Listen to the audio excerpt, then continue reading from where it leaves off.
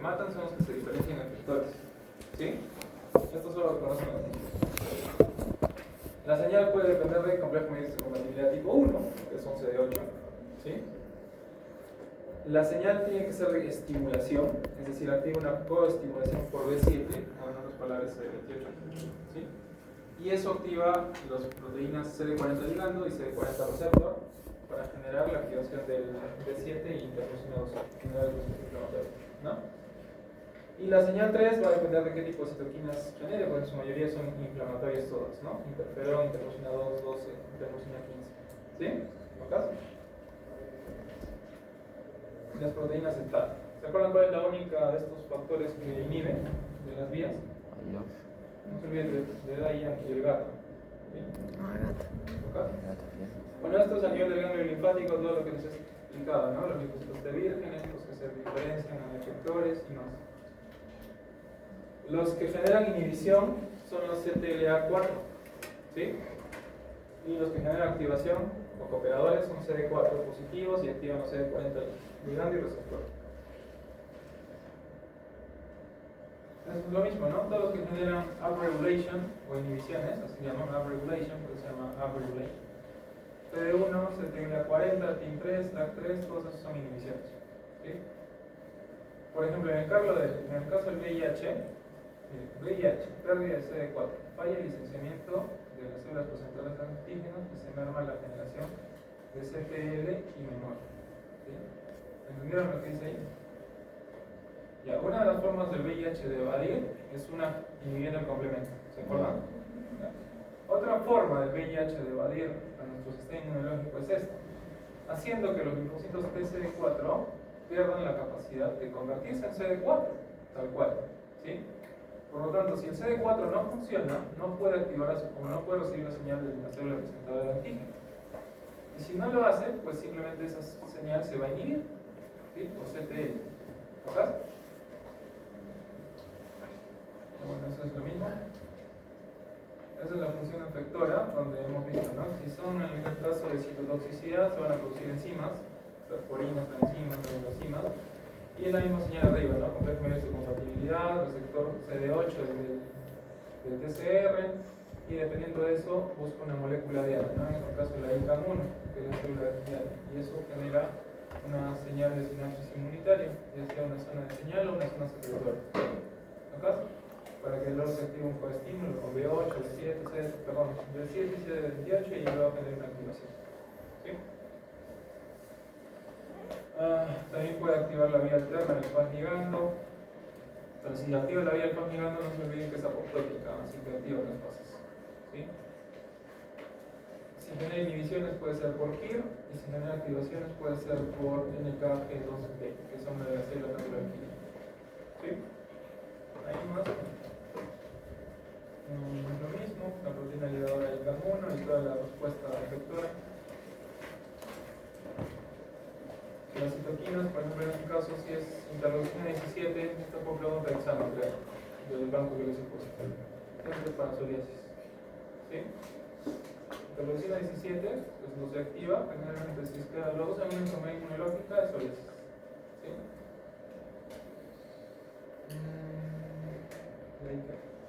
Esto sí es importante. Vamos a centrarnos aquí ya, antes de pasar a la noche. Inmunopatología, el daño tisular puede ser por la respuesta del hospedador. Hepatitis B, hepatitis C, también gripe, ya es un problema. Cáncer, trasplantes, autoinmunidad, CTL son factores claves en inmunidad tumoral, rechazo de injertos y algunas autoinmunidades, eso lo vamos a explicar.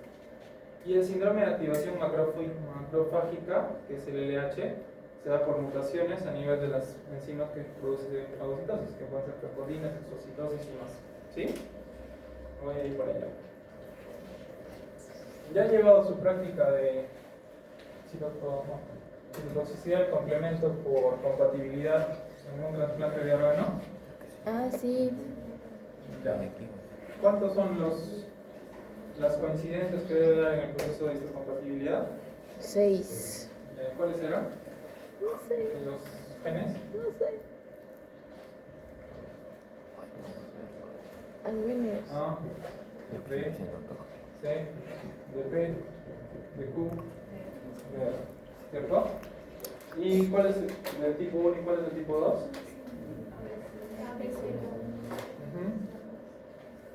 Y este es el tipo 2, ¿no? Entonces ya el complejo es compatibilidad 1, 2 o HD. ¿Sí? Ok. Entonces, miren. Acá dice cáncer, trasplantes, autoinmunidad, CTL son efectores clave en inmunidad tumoral y rechazo de germes. ¿Cuál es el de todos nuestros leucocitos? De todos nuestros leucocitos, ¿cuál es el leucocito encargado del rechazo preagudo de trasplante? Exacto, los linfocitos. ¿Sí? Los linfocitos son los encargados que se produzca un rechazo al trasplante. ¿Sí? Porque son los que activan la enfermedad de infarto aguda contra el hueso. ¿Ok? ¿Cómo se hace la prueba de citotoxicidad de complemento?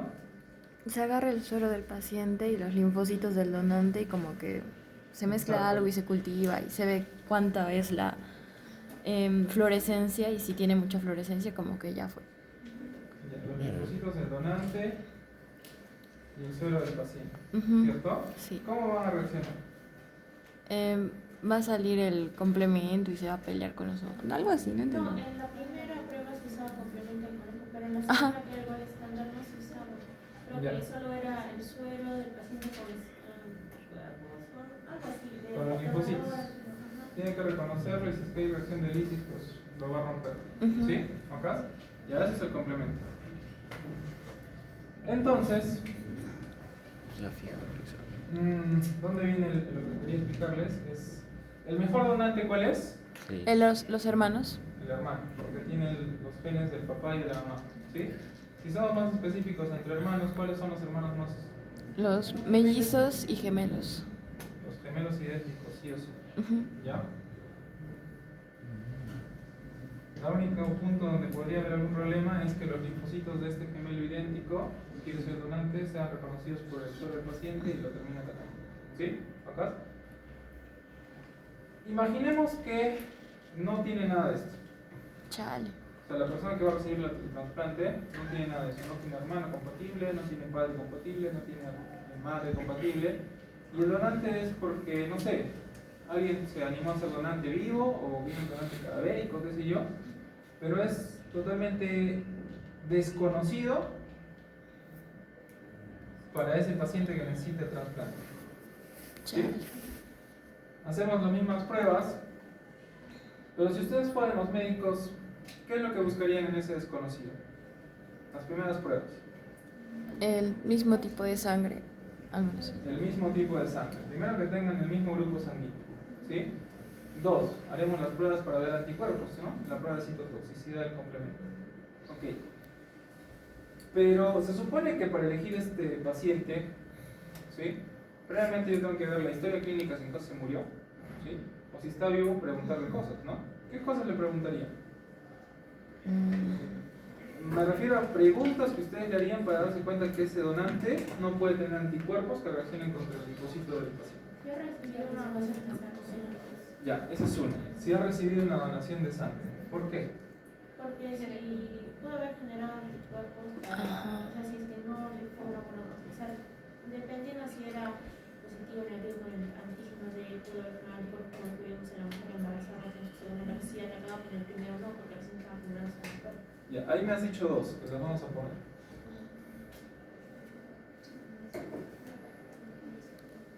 Son dos criterios que sí o sí. Bueno, embarazos, ya, número de embarazos. Son dos criterios que le preguntaríamos al donante. Lo estoy explicando para que lo entiendan, ¿no? Para que después no me digan, cuando yo esté seleccionando donantes, este doctor es muy excluyente, ¿ya? Porque sí me lo han dicho. Uno, si tu paciente ha recibido una transfusión anterior, ya sea que haya formado un anticuerpo por una antiglobulina D RH, o haya formado un anticuerpo porque nosotros tenemos más de 40 grupos sanguíneos, así que podemos formar anticuerpos, ese no es un buen donante. Porque cuando le pase un solo anticuerpo a ese paciente, hay riesgo de rechazo preagudo de trasplante. ¿Sí? Así que pacientes que han recibido transfusiones sanguíneas, así sea ahorita o hace 10 años, bueno, la norma dice que puede ser más de 10 años, ¿ya? Pero si es que ha pasado una sola transfusión, no es el mejor donante. Imagínense perder ese órgano simplemente porque seleccionamos mal el donante. Entonces no es, ¿sí? Con transfusiones saca el donante como probable donador, ¿sí? Acá es donde me dicen que soy muy excluyente. Mujeres. ¿Qué les dicen que era el bebito para el ser humano? Para nuestro sistema inmunológico de una mujercita, al final y al cabo va a reconocer ese bebé y va a generar un tipo de hipersensibilidad con un anticuerpo, ¿sí? Mientras más embarazos tenga esa mujercita, más probabilidades de anticuerpos que pueda ella tener. ¿Se acuerdan cuando mencionaban de alta afinidad o de baja afinidad? ¿Sí? Pueden ser de alta afinidad y ahí sí morimos, porque sí o sí va a haber riesgo de destrucción de células, ¿sí? Si pueden ser de baja afinidad, todavía tenemos una chance, porque puede que reconozca el sistema inmunológico de otro paciente como que no, ¿sí? Entonces ahí es donde me dicen que soy muy excluyente.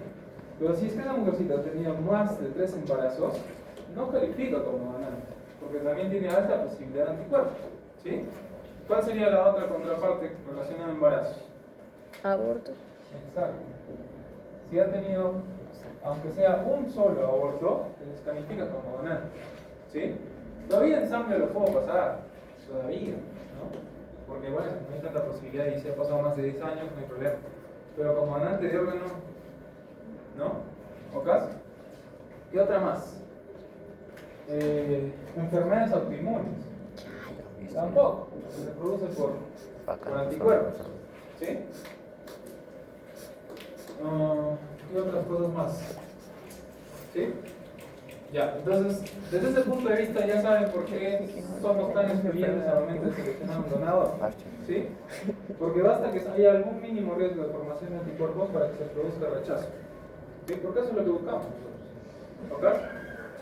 Ahora, el tipo de prueba a elegir, eso no sé si lo habrán visto en prácticas. ¿Cuántos tienen que tener como mínimo de coincidencia entre todos estos? 5 como mínimo. 6 como mínimo. Ya eso va a diferir, ¿ya? Por lo general es más de 3. Si ustedes leen su libro, les piden que sean más de 3, o sea 4. ¿Cierto? Los mejores son los que tienen 5 y 6. Pero dependiendo cuál coincidencia haya, es el tipo de camino que yo voy a tomar como médico. ¿Sí? Por darte un ejemplo. Si tiene coincidencia de 5 a 6, ok, es lo más coincidente posible. Entonces simplemente le daré una prueba de citotoxicidad y buscaré anticuerpos en el donador, ¿no? Pero si no tiene tantas coincidencias, tengo que hacerle más pruebas al paciente, ¿sí? Tengo que ver cómo son sus linfocitos, que son el problema. Así que tendré que hacerle pruebas de citometría de flujo también, ¿sí? Para ver qué características tienen y ver las características de estos. E incluso, pues tal vez más adelante tendré que hacerle pruebas para el dosaje de esos anticuerpos, de esos CDs, ¿no? ¿Ocas? Si son activos o no activos. Entonces se dan cuenta, ¿no? Si es que hay mejor de 5 a 6, no hay problema, avanzamos, ¿sí? Si es que es menos de 4, bueno, hasta 3, ahí va a depender el tipo de prueba que adiciona. Ahora, ¿qué otra cosa quería mencionarles?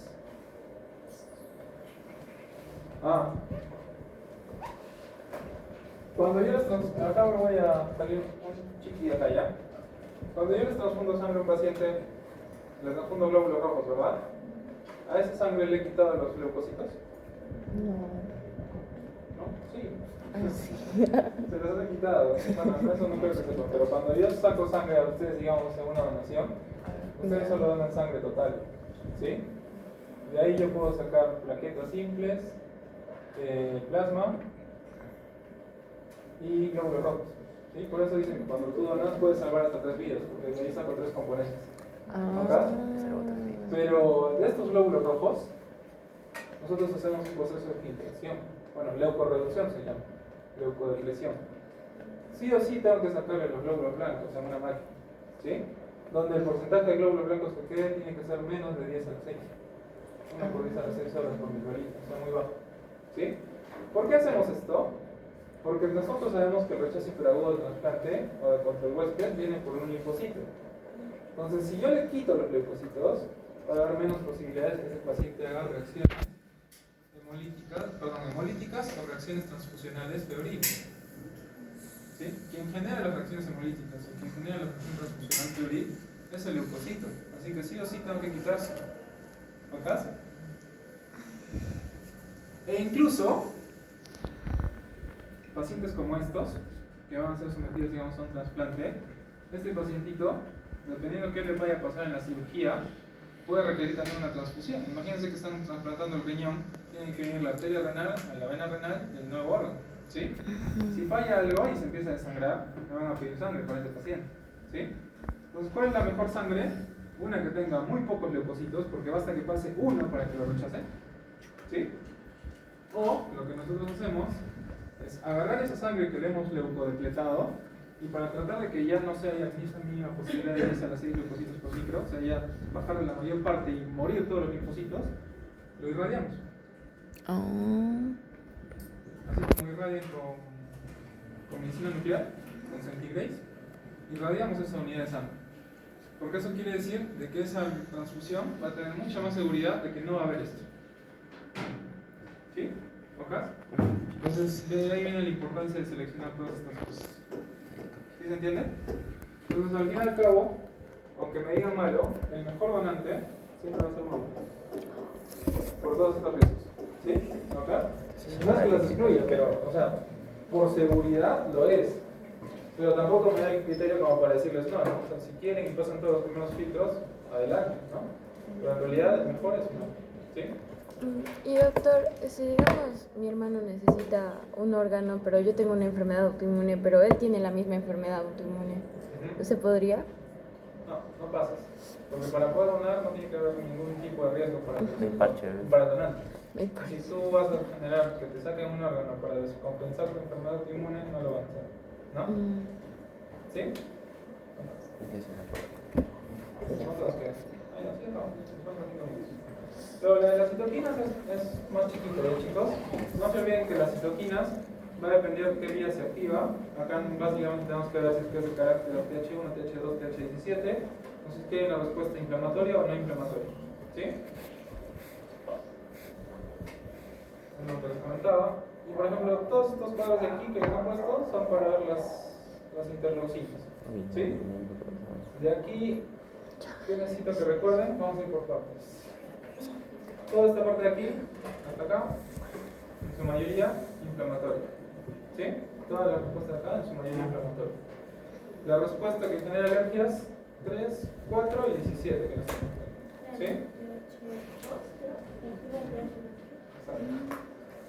Después, la respuesta antiinflamatoria, 13, 15, ¿sí? Antiinflamatoria.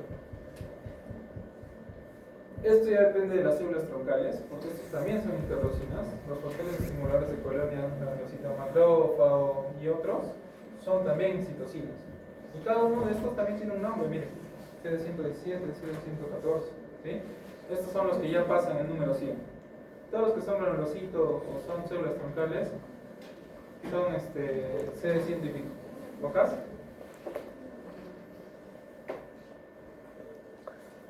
Y finalmente, todos los que son en su mayoría respuesta TH1 o intracelular o viral, interferones. ¿Sí? Y acá obviamente interferón gamma y las interleucinas, por ejemplo, este es antiinflamatorio, ¿cierto? Y a veces existen otros como estos, ¿no? Factor inhibidor de leucemia, que también existe, y oncostatina M. ¿Sí? Entonces, interleucinas son más de 200, ¿ya? No es que tengan que aprender todas, por lo menos las que les estoy mencionando. Y el factor necrosis tumoral alfa, para los que hayan leído su práctica 8 de obesidad, es donde más se expresa, ¿no? ¿No caso? ¿Y ahí creo que se quedamos? No, ahí también. ¿Sí? Listo, chicos. Vamos a llamarles a ustedes a los que hayan venido tarde para acabar. Ahí, no digo tarde, digo